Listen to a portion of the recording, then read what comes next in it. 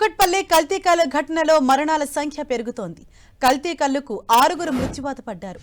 3 రోజుల్లో 6గురు మృత్యువాత పడటంతో ఎక్సైజ్ అధికారులు సీరియస్ గా యాక్షన్ తీసుకుంటున్నారు. ఇందులో మరో 2 పరిస్థితి విషమంగా ఉంది. మిగతా వారికి చికిత్స కొనసాగుతోంది. మృతులు సీతారాం, చాకలి బొజ్జయ్య, నారాయణమ్మ, స్వరూప, మౌనిక, నారాయణగా గుర్తించారు. మరో 40 మంది బాధితులు ఆసుపత్రిలో చికిత్స పొందుతున్నారు.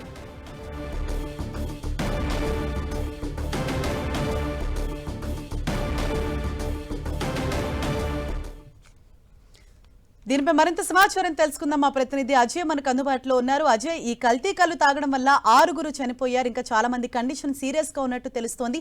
మరి దీనికి ఎవరైతే కారకులో వారిని గుర్తించే పనిలో పడ్డారా పోలీసులు? అంటే ఎవరైనా గుర్తించారా? ఎటువంటి అప్డేట్స్ అందుతున్నాయి? ఇప్పటివరకైతే ఎవరైతే కారకులు ఉన్నారో వాళ్ళను కొంతమందిని ఐడెంటిఫై చేయడం జరిగింది. దాదాపు 5గురిని అరెస్ట్ చేసినట్టుగా కూడా కొంత సమాచారం అయితే అందుతుంది.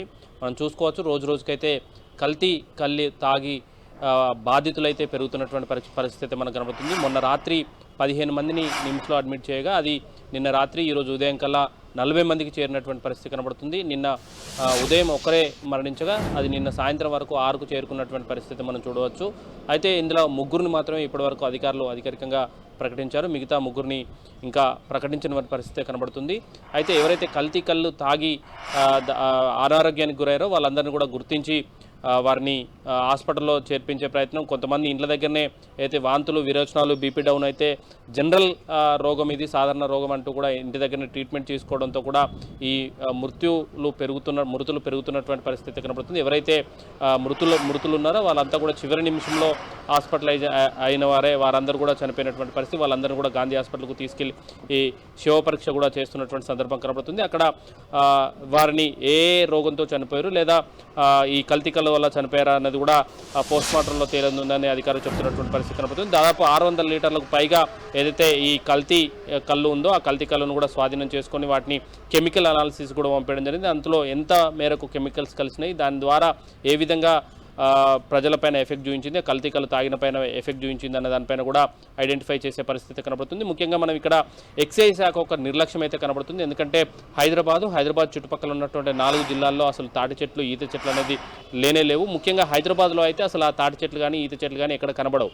కానీ అది ఒక హైదరాబాద్లో 100 కల్లు డిపోలు నిర్వహిస్తున్నటువంటి పరిస్థితి. ఇదంతా కూడా బయట నుండి, ఇతర జిల్లాల నుండి మేము కల్లు తీసుకొని వచ్చి ఇక్కడ అమ్ముతున్నామన్న పేర్లతో ఈ కళ్ళును తీసుకొచ్చి అమ్ముతున్నారు. కాకపోతే అది రెగ్యులర్గా తనిఖీలు చేయాల్సిన ఎక్సైజ్ శాఖ అధికారులు నిర్లక్ష్యంతో ఇదంతా జరిగిందంటూ కూడా బాధిత బంధువులు ఆరోపణ చేస్తున్నటువంటి పరిస్థితి కనబడుతుంది. కళ్ళు విక్రయిస్తున్నటువంటి స్థానంలో కల్తీ కళ్ళు, అంటే మాన్యువల్గా తయారు చేసినటువంటి కళ్ళు విక్రయించడం ద్వారానే ఇబ్బందులకు గురవుతున్నటువంటి పరిస్థితి కనబడుతుంది. అందులో యాడ్ చేసినటువంటి ఏదైతే కెమికల్స్ ఉన్నాయో ఆ కెమికల్స్ ఇంపాక్ట్ అనేది నరాల మీద, అదేవిధంగా కిడ్నీల మీద, గుండె మీద ఇంపాక్ట్ చూడడంతో కూడా మృతుల సంఖ్య, బాధితుల సంఖ్య పెరుగుతున్నటువంటి పరిస్థితి కనబడుతుంది.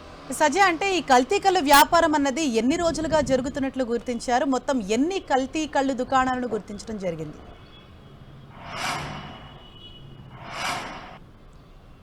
ఇంకా దానిపైన పూర్తి స్థాయిలో ఎక్సర్సైజ్ అయితే చేస్తున్నారు ఉన్నతాధికారులు. ఇప్పటికే జూపల్లి కృష్ణారావు ఎక్సైజ్ శాఖ అధికారులను ఆదేశించడం జరిగింది. అదేవిధంగా సిఎస్ కూడా ఎక్సైజ్ శాఖ అధికారులను ఆదేశించడం జరిగింది.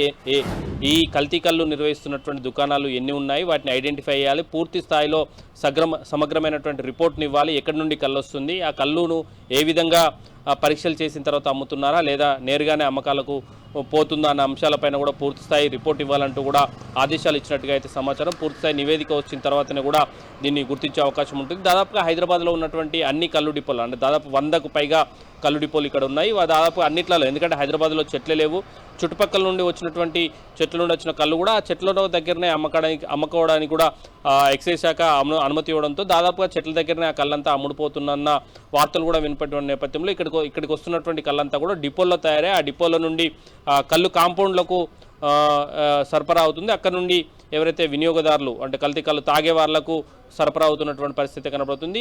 అయితే ఈ కల్తీ అంటే తాటి చెట్టు నుండి తీసిన కళ్ళును అమ్మాల్సిన ప్రాంతంలో మాన్యువల్గా తయారు చేసినటువంటి కళ్ళును అమ్మడంతో కూడా ఈ ప్రమాదం అనేది జరిగిందన్నట్టుగా సమాచారం అయితే అందుతుంది. అయితే దీనిపైన పూర్తిస్థాయి రిపోర్ట్ ఇవ్వాలంటూ కూడా అధికారులను ఇటు మంత్రులు అదేవిధంగా సిఎస్ కూడా ఆదేశించడంతో దానిపైన కూడా ఎక్సైజ్ అయితే చేస్తున్నటువంటి పరిస్థితి కనబడుతుంది. స్థానికంగా ఉన్నటువంటి ఎక్సైజ్ శాఖ అధికారులు ఎవరైతే ఉన్నారో వారి నిర్లక్ష్యం అయితే ఇక్కడ స్పష్టంగా కనబడుతుంది. తూతూ మంత్రంగా తనిఖీలు చేయడం, అసలు తనిఖీలు కూడా చేయకపోవడం వల్లనే ఇలాంటి పరిస్థితి దాపురించిందన్న ఆరోపణలు కూడా వినపడుతున్నాయి. Thank you Ajay.